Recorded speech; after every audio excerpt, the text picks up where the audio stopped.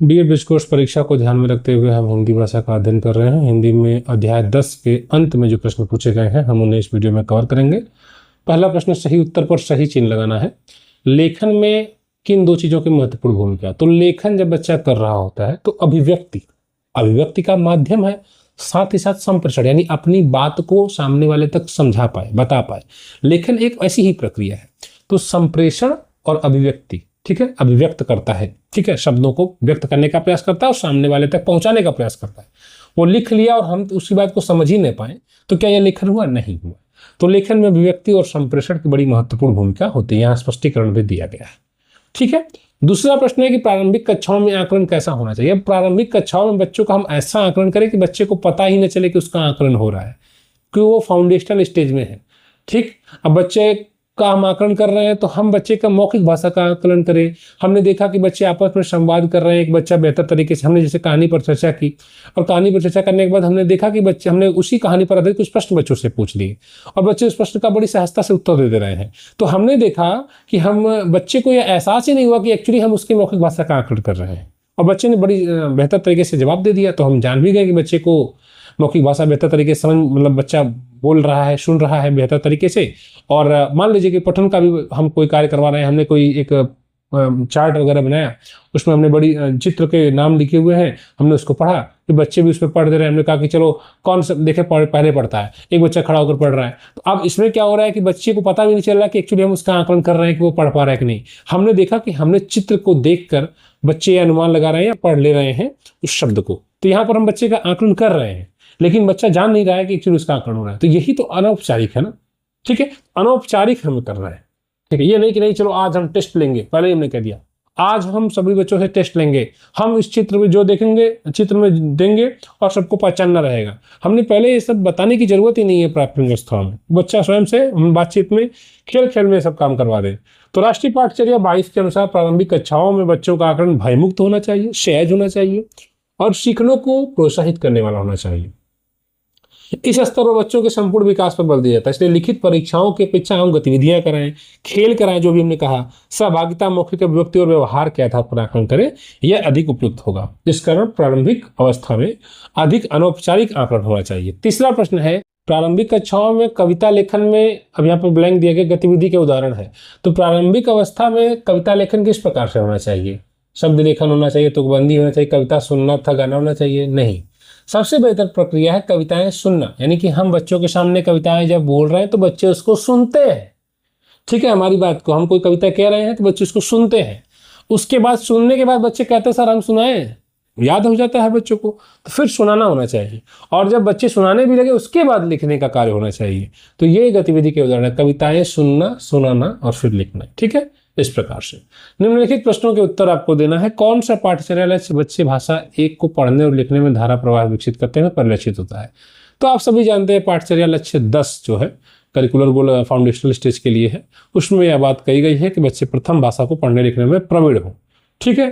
जैसे कि यहाँ पर कहा गया है कि इसका उद्देश्य है बच्चा प्रथम भाषा, जैसे हिंदी है उत्तर प्रदेश में, महाराष्ट्र में मराठी है, ठीक है, पढ़ने लिखने में धारा प्रवाह विकसित करें। इसके अंतर्गत विद्यार्थी वर्णमाला के सभी अक्षरों की पहचान करते हैं, उनका प्रयोग सरल शब्दों और वाक्यों को पढ़ने लिखने में करते हैं और अपने अनुभव, विचारों और भावनाओं को अनुच्छेद के रूप में व्यक्त करने की क्षमता विकसित करते हैं, ठीक है।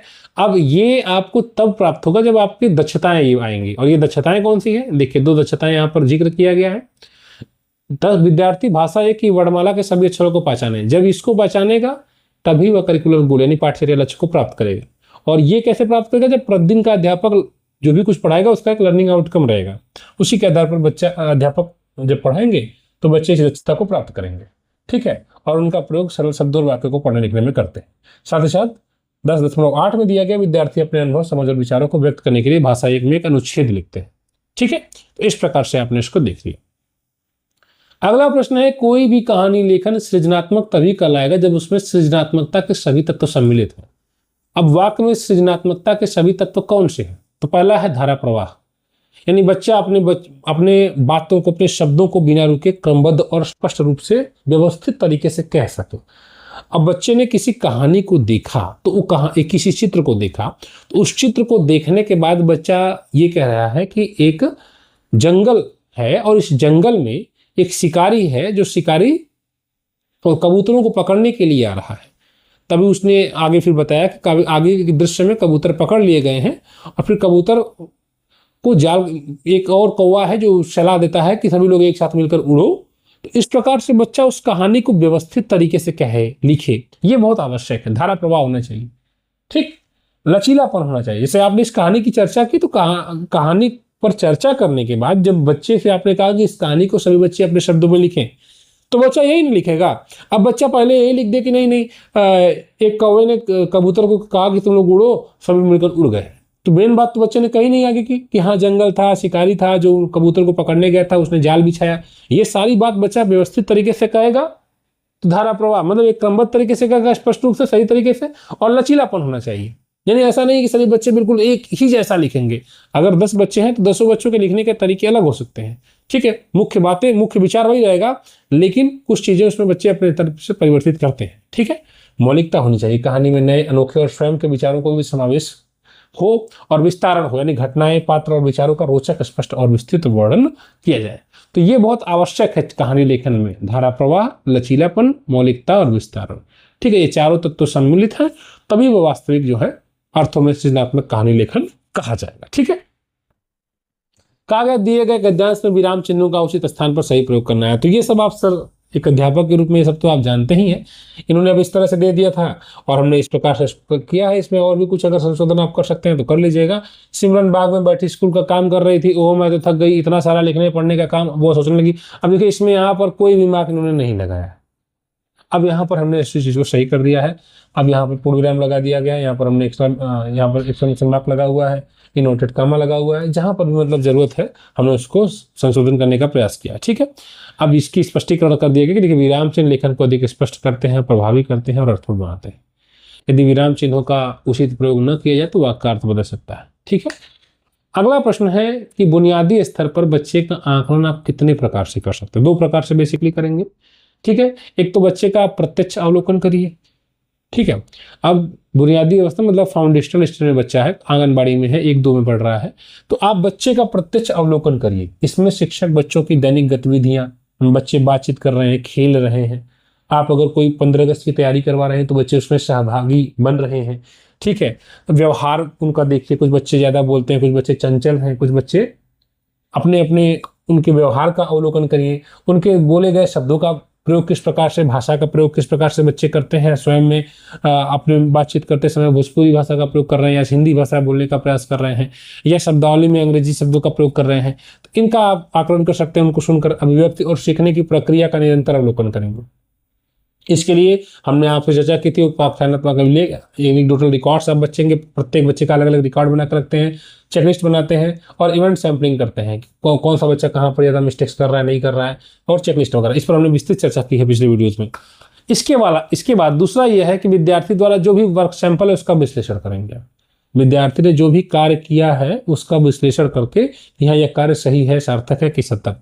इस विधि में बच्चों द्वारा कोई भी कार्य, जैसे मान लीजिए बच्चे ने सुनकर लिखा, नहीं आपने बच्चों को कुछ शब्दों को बोले, 2 अक्षर के 3 अक्षर के शब्द बोल रहे हैं, आप बच्चे उसको लिख रहे हैं, तो श्रुत लेख का आप आकलन करें, कविता कहानी लेखन का, कविता का अनुभव लेखन, इसका आप मतलब एक प्रकार से विश्लेषण करते हैं, ठीक है। अब देखिएगा फाउंडेशनल स्टेज में ये बहुत बेहतर एक्सपेक्टेशन इसकी नहीं की गई है। प्रिपरेटरी स्टेज में आप बच्चे का संवाद लेखन, अनुभव लेखन, तो यहाँ पर जो है मौखिक भाषा में ही बातचीत, मतलब बच्चा बोल पाता है बेहतर तरीके से, संवाद कर पाता है, इसी पर आकलन होगा फाउंडेशनल में। लेकिन जब प्रिपरेटरी में जाएगा 3, 4, 5 में, तब इसके आकलन को देखा जाएगा। लेकिन ये भी बहुत जटिल रूप में नहीं रहता है, सामान्य अर्थ में, सामान्य रूप में ही इसका प्रयोग होता है, ठीक है। तो श्रुत लेख बच्चा कर रहा है, कहानी को लिख रहा है, कविता इत्यादि को लिख रहा है। इन दोनों ही प्रकार के आकलन से शिक्षक प्रत्येक बच्चे की वास्तविक सीखने की स्थिति का आकलन करते हैं, ठीक है, और उसी के हिसाब से अपने फिर प्लानिंग वगैरह बनाते हैं। अगला प्रश्न है सृजनात्मक लेखन के अंतर्गत किन किन माध्यमों से बच्चे में सृजनात्मकता का विकास किया जा सकता है। तो बच्चे में सृजनात्मकता का विकास आप कैसे करेंगे, देखिएगा। इसके एक माध्यम है कहानी लेखन बच्चों को दे दीजिए। जैसे आपने बच्चों के सामने चित्र प्रस्तुत किया, ठीक है, और चित्र प्रस्तुत किया और उसके बाद आपने कहा कि इस चित्र में आपको क्या दिखाई दे रहा है। अब बच्चे चित्र को देखकर कुछ बता रहे हैं, आपने कहा ठीक है इसी के आधार पर आप कोई कहानी बना दीजिए। बच्चे उसी के आधार पर कहानी बना रहे हैं। जैसे मान लीजिए कि चित्र में अगर एक नदी दिखाई दे रही है, नदी के किनारे एक पेड़ दिखाई दे रहा है, पेड़ पर बैठकर लकड़हारा लकड़ी काट रहा है, तो बच्चा उस चित्र को देखकर कुछ ना कुछ तो अनुमान लगाएगा ही, और उसी अनुमान के सहारे फिर वो कहानी भी बनाने का प्रयास करेगा। ठीक है, या वो कविता भी बना सकता है। इन सबके माध्यम से आप कर सकते हैं। ठीक है, संवाद लेखन भी करवा सकते हैं कि देखो वहां पर एक जब कुल्हाड़ी उसके पानी में चल जाती है तो वहां से एक परी निकलती है, परी परी बोलती है कि तुम क्यों रो रहे हो, फिर वो किसान बोलता है या जो लकड़हारा रहता है वो बोलता है कि मेरा कुल्हाड़ी गिर गया। इस प्रकार से आप बच्चे से करवा सकते हैं। संवाद है, अनुभव है, सूचना लेखन है। ठीक है, इन सभी के माध्यम से आप बच्चे के सृजनात्मक लेखन का आकलन करेंगे। मतलब ठीक है, इसमें हमने विस्तृत चर्चा पिछले वीडियोस में की है, आप उसे देख सकते हैं। ठीक, अगला प्रश्न है, राष्ट्रीय शिक्षा नीति 2020 में व्याकरण पढ़ने पढ़ाने के बारे में क्या विचार दिया गया है। इन्होंने कहा है कि राष्ट्रीय शिक्षा नीति ने कि आपको व्याकरण बच्चे को अलग से नहीं पढ़ाना है फाउंडेशनल स्टेज में। ठीक है, संदर्भ में व्याकरण एक चीज इन्होंने दिया है, मतलब कि आप जिस विषय को भी पढ़ा रहे हैं, हिंदी मान लीजिए पढ़ा रहे हैं, तो अब उसमें अगर कोई कविता है तो कविता में ही आप देखिए कि कौन कौन से नाम है बच्चों, तो बच्चे उसमें नाम बताएंगे। तो पता है आपको, इस जिस नाम को आपने पढ़ा है, भी बोला है, इसी को हम संज्ञा कहते हैं, ये संज्ञा कहा जाता है। ठीक है, तो अब बच्चे को अलग से आपने संज्ञा नहीं बताया, अलग से आपने कॉपी में नहीं लिखवाया। आप बच्चे को कोई चैप्टर पढ़ा रहे हैं, उस चैप्टर में विशेषण शब्द की अधिकता दिखाई दे रही है, और हमारी एनसीईआरटी ने ऐसे ही बनाए हैं। ठीक है, कि हम संदर्भ में बच्चे को व्याकरण सिखा दें, यानी हम बच्चे को चैप्टर पढ़ा रहे हैं, उस चैप्टर में हम देख रहे हैं कहाँ पर प्रश्नवाचक वाक्य, हम बच्चे को बता दी, देखो यहाँ पर प्रश्न पूछा गया, यहाँ पर क्या शब्द आया ना, ये प्रश्नवाचक शब्द है, तो प्रश्नवाचक वाक्य हो गया। इस प्रकार से आप बच्चे को बता रहे हैं, अलग से बच्चे को प्रश्नवाचक वाक्य क्या है, इंपरेटिव सेंटेंस क्या है, ठीक है, ये सब नहीं बता रहे हैं, बल्कि व्याकरण वाक्य चैप्टर को पढ़ाते समय सिखा दे रहे हैं। तो यही चीज ये है, कहने का मतलब सीधी सी बात है, ये शॉर्ट में आपने समझ लिया कि अलग से व्याकरण पढ़ाने के बजाय जो अध्याय पढ़ा रहे हैं उसी के साथ संदर्भ में हम बच्चे को व्याकरण सिखाएं। ठीक है, बस यही बात है। अब जैसे यहाँ पर उदाहरण कक्षा 3 की वीणा के पाठ आम का पेड़ का अध्ययन कराया जा रहा है, तो शिक्षक बच्चों से व्यक्ति, स्थान, वस्तु, भाव के नाम वाले शब्द पहचानने को कह सकता है। इससे बच्चे बिना रटे संज्ञा की अवधारणा को समझेंगे। इसी प्रकार क्रिया है, विशेषण है, सर्वनाम, इस सबको पाठ के माध्यम से सिखाया जा सकता है। अब अन्य कक्षा 4 की छात्रा है, उसे हिंदी में कविताएं पढ़ना सुनना बहुत अच्छा लगता है। एक अध्यापक के रूप में आप उसकी रुचि को किस प्रकार से विकसित करेंगे, तो आप क्या कर सकते हैं। यदि अन्य को हिंदी कविताएं पढ़ना सुनना पसंद है, तो एक अध्यापक के रूप में मैं उसकी रुचि को विकसित करने के लिए क्या करूंगा, प्रतिदिन रोचक और बाल उपयोगी कविताएं सुनाऊंगा और उससे सस्वर वाचन करवाऊंगा। ठीक है, कविताएं सुनना, सुनाना, लिखना गतिविधि का नियमित आयोजन करूंगा। यानी मैं कविता को सुना रहा हूँ, बच्चे सुन रहे हैं, पहले बच्चे सुन रहे हैं, तो बच्चे स्वयं सुनाएंगे, उसके बाद बच्चे उसको लिखेंगे। तो सुनना, सुनाना, लिखना गतिविधि कराएंगे। तुकबंदी वाले शब्दों का अभ्यास कराएंगे, क्योंकि उससे ज्यादा बच्चे बेहतर तरीके से कविता को बना पाएंगे, है ना। जैसे रानी है तो पानी है, मछली जल की रानी है, जीवन उसका पानी है। तो जब तुकबंदी वाले शब्दों से बच्चे परिचित रहेंगे तो कहानियों कविताओं को बनाएंगे तो आसानी से बनाएंगे, दिमाग में। चित्र देखकर कविता लिखने और अधूरी कविता पूरी कराने जैसी गतिविधियां कराएं। कविता वाचन, कविता लेखन और समूह गतिविधियों में भाग लेने के अवसर प्रदान करें। विद्यार्थियों की रचनाओं की प्रशंसा कर उन्हें निरंतर प्रोत्साहित करें। इस प्रकार से आप गतिविधियां आदि करा सकते हैं। कक्षा 4 की पाठ्य पुस्तक वीणा की कविताओं के साथ अन्य बाल कविताओं का भी अध्ययन आप करवाएंगे। ठीक है, यानी ऐसा नहीं कि सिर्फ आप वीणा कोई करें, आपके जो गवर्नमेंट के द्वारा सप्लाई किया जाता है बुक्स वगैरह, बहुत सी बुक्स अवेलेबल रहती है, आप उनको भी प्रयोग कर सकते हैं बच्चों की बेहतर जो है मतलब कविताओं को पढ़ने के लिए।